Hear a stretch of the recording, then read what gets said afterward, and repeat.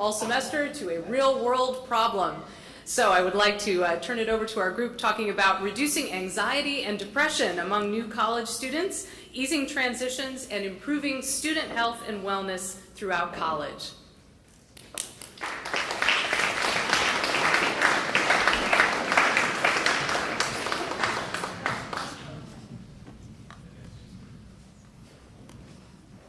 Hello, we are More Espresso, Less Depresso. I am Carissa, this is Carl, Grace, Taya, and Junmo, and we are working on reducing anxiety and depression among new college students by easing the transition and improving student wellness throughout college. So specifically, we would like to focus on new college students as well as transfer students, as well as small private colleges such as Ripon here in Wisconsin. So our idea is that the transition phase into college equals a lot of stress. And with increased stress can come a lot of harmful effects if that's not kept in check. So UW-Madison here, about 25% of their student population has been diagnosed with some sort of mental illness, and that is the percentage that has been diagnosed. So Ripon College in 2017-2018, about 20% of the student body saw counseling services, and about 31% of those people were first years. 46 people reported depressive symptoms, while 50 people reported anxiety symptoms via self-report. So stress can evolve into anxiety and depression, and then anxiety and depression can lead to other harmful things such as suicide in serious cases. So suicide is actually the second leading cause of death among college students. And according to Taub Thompson, 90 to 95% of those that have died by suicide actually could have been treated for their mental illness. So overall, the patients are students, the students become employees, and the employees make up society. Now that we've identified the problem, let's talk about some of the existing solutions that have been created over the years to try and solve that problem. The first one that we're going to talk about today is counseling. Now, counseling here at Ripon College is actually in the form of counseling services at 3rd floor Bartlett, which is connected to this building right over there. Many assumptions go into counseling, the first being that all students know about their college's mental health resources and counseling services. This is a common misconception. I've talked to plenty of students here at Ripon College that even need it drastically more than others and don't know how to schedule a counseling session with our college counselors, as well as they're unaware of many of the mental health resources that are available online, such as free screenings and etc. Another assumption that goes into counseling is that counseling is a cure for depression. This is also a misconception. Counseling is meant as a tool to help through a counselor to help a patient identify stressors and other factors that are causing mental health issues in that patient's life, and to help try and develop new techniques and new ways of thinking to help improve their mental health. Outcomes of counseling can vary. However, it has been shown that counseling is much more effective, or just as effective, at treating anxiety and depression as medication is. However, it's still not a cure. The effectiveness of counseling and reasons why that counseling has not reduced the problem that we've identified are for reasons such as some people just don't believe in therapy and counseling. Unless there is a patient or a student who has shown signs that they are going to attempt suicide or have taken steps to carry it out, you cannot force a student to sit on a counseling session and actually improve their own mental health issues. It has to be by their own choice, and they have to want to improve and help with their own mental health. Another reason that counseling has not significantly reduced the problem is because of the stigma on counseling.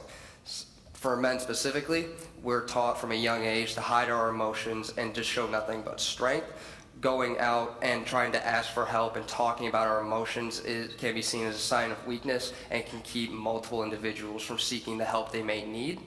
And the final reason why counseling has not significantly reduced the problem is the limited number of resources on college campuses and universities. In 2016, survey of counselor center directors found that there is one counselor on average for every 1,737 students. Though Ripon College is a much smaller school, the proportions of about one counselor for every 500 students is still very big, and it's something that we are going to try and solve through our applied innovation. Now, the consequences of counseling are, it can be a waste of time and resources for the counselors, the college, and the patient if the counseling session does not actually help improve the mental health of that patient.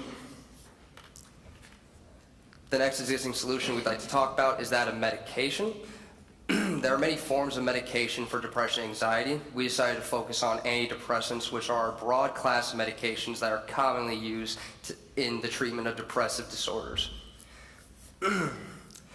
Many assumptions go into medication as well. The first being that it is a bona fide solution. This is false. I will talk about this more in a sec, but medication is meant to treat the symptoms of mental illnesses rather than actually cure it. The next is that once positive effects from medication have been noticed in patients, they may believe that they can stop taking the medication and that they're all better. This is false. If a patient or student decides to stop taking the medication, any positive effects from that medication that they were experiencing will disappear, and the symptoms from their mental health impairment will come back full force with time. And the final assumption is that medical doctors are just as effectively able to diagnose and prescribe medication to patients and students as mental health professionals are. The training between medical doctors and mental health professionals as in terms of diagnosis and identifying mental illnesses is very different. Thus, there is a very fine line in training that we would like to identify and show that can cause problems as far as giving medication to patients. Now, the outcomes of medications can vary based on patient to patient, medication to medication. Antidepressants in particular have been shown to have a 50 to 60% success rate in alleviating the negative symptoms of mental illnesses in patients. Medication can do many things for a student or patient, such as brighten their mood, help with sleep, increase their energy levels, and help them cope with daily life. However, most medications still do come with side effects. And a final outcome that can occur with medications is if a misdiagnosis occurs, that false positive can lead to a wrong medication being given to a patient, or a patient being diagnosed with a medication when they may not need one at all. Now, the effectiveness of medication and why it has not reduced our problem that we've identified are for the fact that medications are meant to alleviate the symptoms of mental illnesses and not cure them. Now, the consequence of medications, like I've stated, most medications comes with various side effects that cause a variety of physical ailments to a patient that sometimes can be even worse than the actual mental illness that medication may be trying to treat. Also, the return of depression and anxiety can come pretty quickly if a medication was stopped being taken by a patient. And finally, the lack of trained providers that we see on our college campuses contributes to the problem of mental health illnesses among college students.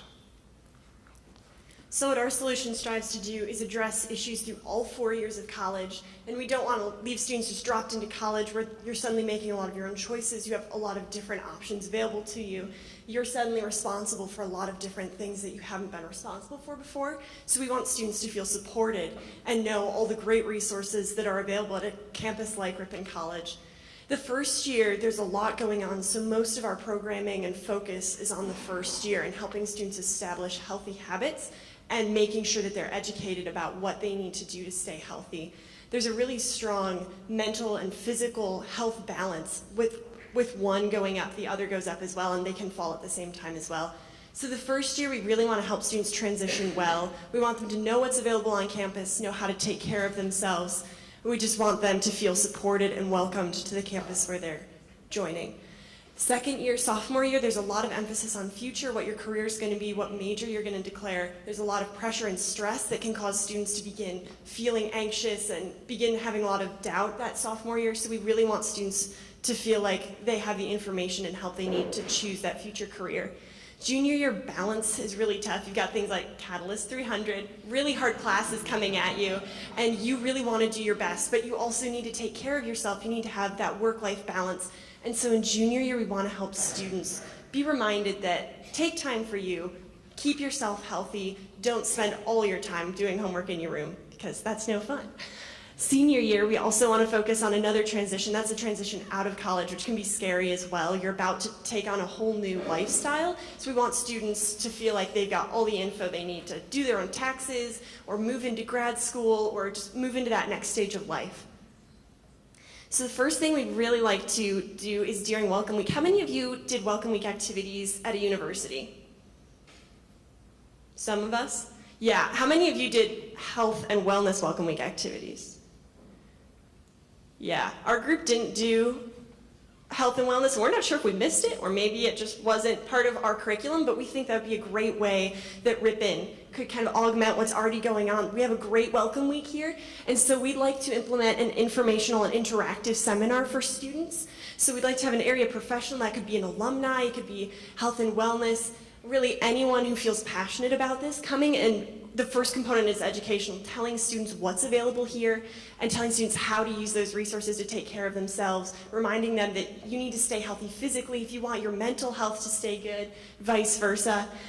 And then we also want to have an interactive component. A lot of our resources emphasize how important it is that peers discuss and how peer-to-peer interaction changes learning outcomes outside of the classroom and how that gets integrated into a lifestyle. So we want students to talk, and talking about something like this helps to reduce the stigma around it. We want talking about mental health, and we want seeing counselors and using resources, excuse me, to be a really encouraged and well-known activity here on campus. And then at the end of the seminar, we also want staff to be available, if possible, at the back of the room so students can go up, maybe shake a hand, meet someone before scheduling an appointment, maybe ask the scary question of, I'm not sure, I'm having a tough week, what should I do next? And so really get them started with those strong relationships. We also would like to do an online screening during about the second month when students are here. This is a resource already available on the campus. We talked with the counselors here, and none of us knew that this was it's built into the budget. It's really credible, and it's really helpful in helping you determine maybe what the next step for your own health is. And like Carissa mentioned, in 17 to 18, 142 students on the Ripon campus used counseling services. 31% of those students were freshmen. So clearly stress and anxiety doesn't just hit you junior year, senior year. Students come in with issues and things develop right away. And we want this to be a space where students feel supported to improve their health or even work to heal some of the things going on. So another part of our solution is required enrichment. And its purpose is to help students to build confidence and self-esteem. It's been reported that one feels a sense of having control of their own life when they're involved in activities such as chess, tennis, or yoga. And this sense of having control is essential to benefiting one's mental health. We also see this as an opportunity for students to make friends with common interests to cope with their mental health issues that they might be going through. We will require 20 hours of enrichment for first and second semesters for freshmen and transfers. Students will need to complete these hours in order to progress through the Catalyst program and ultimately graduate. We will have a tracking system similar to time cards, which means that students have to log in the hours themselves, and the members of faculty and student leaders will be responsible for logging off the hours that the students log in.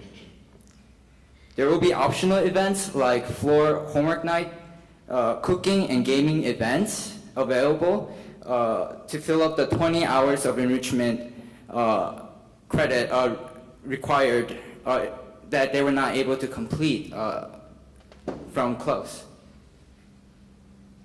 And for athletes, they will receive 20 hours of enrichment credit when they credit for the semester that they're in season, as long as they're in good standing with their coach. There will be two 2-hour workshop called Fast Track between September 1st and September 15th for students that are interested in creating their own club that they're passionate about. Student government and faculty will be involved in designing and planning out the workshop. Students will learn about the process of creating clubs, receive guidance on creating constitution and fulfilling other requirements. It is also an opportunity for students to connect with volunteers, staffs, and members of faculty to receive the help they need to lead the club. Another part of our solution is a newsletter. Newsletter will be similar to college days, which means it is published monthly. It will be written by students and overseen by faculty and health service. It is a way to reach out to student population about the counseling service and other opportunities available on campus.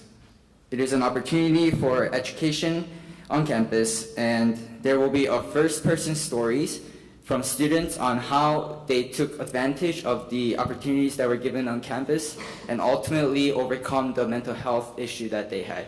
This is similar to the portrait of Ripon on Facebook, which exists right now, but we want to expand on that through newsletter and focus on mental health. So like Grace said, we want to carry this out through the whole 4 years you're here on this campus. All these workshops are open to anybody, any grade. But so your second year, we are going to require a meeting with someone who runs your major, so you can kind of get a career path lined out for what you want to do. There will be an optional workshop that you can learn how to apply for an internship, how to rework your resumes. Then your junior year, it's all about balance. Everything gets crazy. You get Catalyst 300, you get into your major classes. So we're doing a workshop to reiterate balance, time management. So year 4, big transition out of college. You're either going to grad school or you're going into the workforce. There will be multiple workshops, some to negotiate raises, how to do your taxes, how to do your insurance. And the big one we're focusing on is whether you are going into grad school or not. So there will be 2 groups where you can focus on transitioning into the workforce, or you can focus on transitioning into grad school. So to recap our solution here, the real problem that we're trying to fight is anxiety and depression that is caused by stress. And the existing solutions that are already available are counseling and medication, but they actually treat the symptoms rather than the actual problem, and we're trying to solve the problem itself. So our solution actually goes through all 4 years so that no one is left behind. It focuses on overall wellness as well as people having knowledge of the resources and the peer-to-peer contact, which plays a big role in healing. So assessing success with mental health can often be really tough. When we talked with the counselors, we found it's really tough to assess occurrences because you can measure how many people are diagnosed, but that's only how many people want to report that they're diagnosed. Then you also have students who don't have diagnosed health issues, but those issues are still really present and play a big role in their everyday lives. And so we found that it's really not feasible to accurately measure occurrences, but what we can measure is use of resources. We can measure how many students are taking part in workshops. We can measure how many students are taking part in these purposeful events or using resources on campus, such as counseling services. And one way we can measure that, an example, is there's an intake questionnaire when students have their first meeting with a counselor. And one question we can have on there is, how did you learn about this resource? And we're hoping to see that students are learning about resources and that traffic to those resources is increasing due to these workshops. We also want to continue surveying and see how we can make the program better for students. Every good program can always be made better, and this one is certainly no exception. And so we want to tailor it based on what students will find to be helpful for them. There are always a lot of barriers to something like this. We're hoping to keep the financial barrier as low as possible. We'd like to come in with our budget under $1,000. That newsletter would be printed in hopefully minimal quantities. Students could request that if they'd like, but mainly online. Also environmentally, just keeping it cleaner. And those other programs we'd like to work out as part of perhaps the Welcome Week budget already in place, using alumni, volunteers, and those just really passionate about student health. There are always issues like the time, the effort, and people who just feel differently about mental health than we do, but we hope to gently educate why this issue is important and why it needs to really be emphasized. That link to Catalyst is really just a way to ensure that students are taking part, because it's always hard to make sure that people are taking care of themselves, so something like the required enrichment does need sort of some enforcement. The additional stress that this is putting on students is not going to be significant because of the benefits that it's going to be giving. Also, students are already taking part in video game nights. So just make a video game club at Fast Track and you're set to go. All your enrichment hours are covered there. You've got something you're already doing. So we're treating the issue, not the symptom. We're addressing transition, which is a huge part of stress, addressing stigma, teaching students how to take care of themselves, and continuing this through all 4 years so we have the best students inside and outside of the classroom. We also wanted to thank Professor Cole, Professor Schatzinger, our mentor, Professor Rosnikova, the Health and Wellness Services here, and anyone who maybe helped us and I forgot to mention, I'm sorry, but thank you so much for your work on this. We're ready for questions now.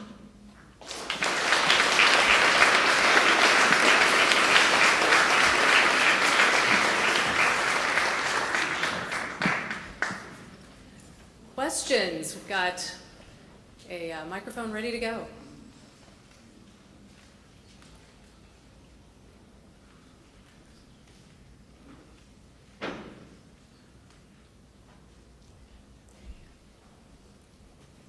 First of all, I would like to say thank you.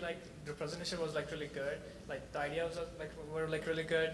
So I just have one question. So do you guys have come up with any solution? How would you suggest the college to incorporate all these ideas? For example, in the welcome week, do you have any proposed solution to that problem? Sorry, are you asking how we'd integrate this into Welcome Week? Yeah.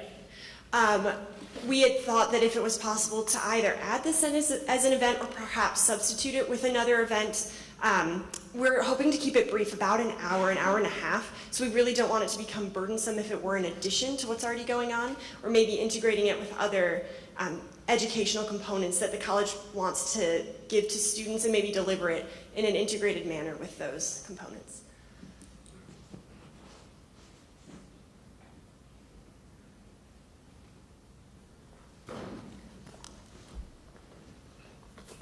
Hi, this was a very interesting presentation. I had two questions. One is, it was interesting when you asked the audience how many people had participated in some kind of orientation, and you got 3 hands raised, and 2 of them came from faculty at the back.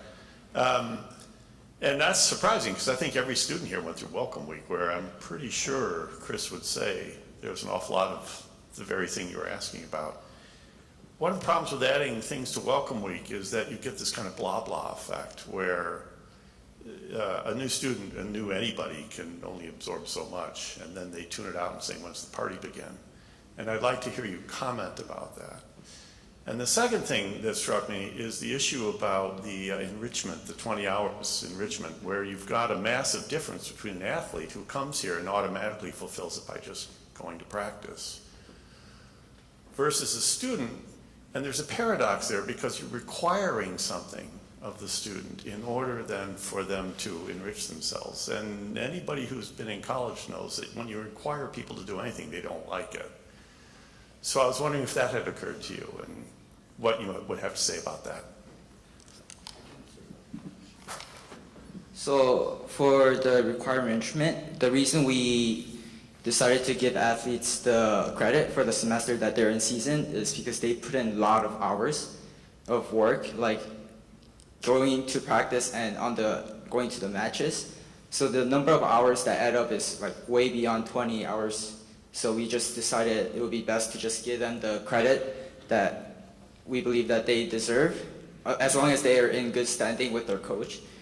And the reason we, thing with being required, being a burden, that's why we decided to implement the fast track workshop, where students get opportunity to create a workshop where they get a chance to get help to create a club that they're interested in joining. That way it's not something that's burden to do, but something that they will enjoy being part of by joining a club.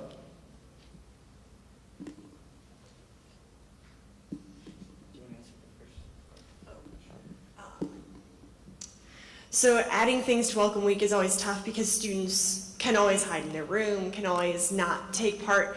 But for the most part, I was young and innocent once. And during Welcome Week, I did attend pretty much all the events. And I know I saw some of you there because I met you there. So some of you lied when you didn't raise your hands.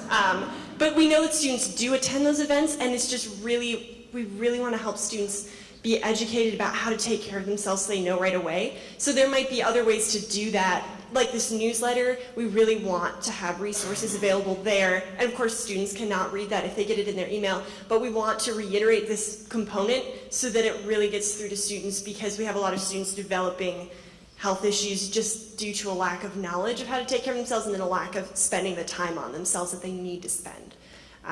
So you're right, that's always an issue and something to work out with timing.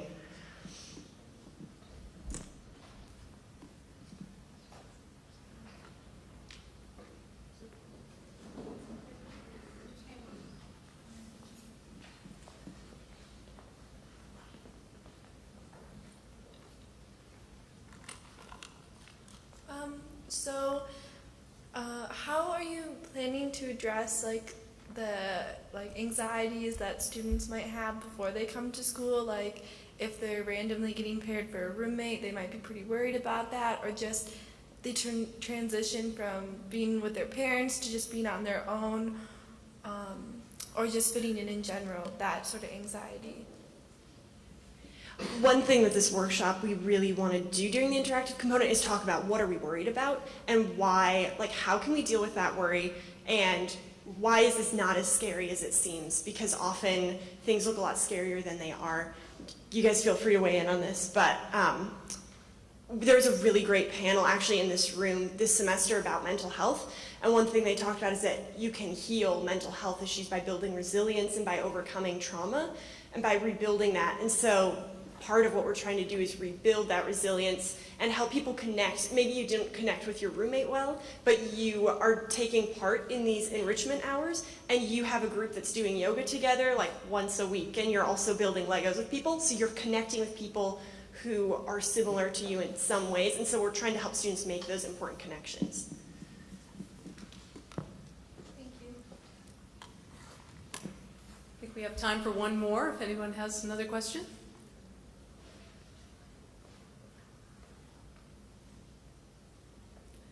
All right, please join me in thanking our group.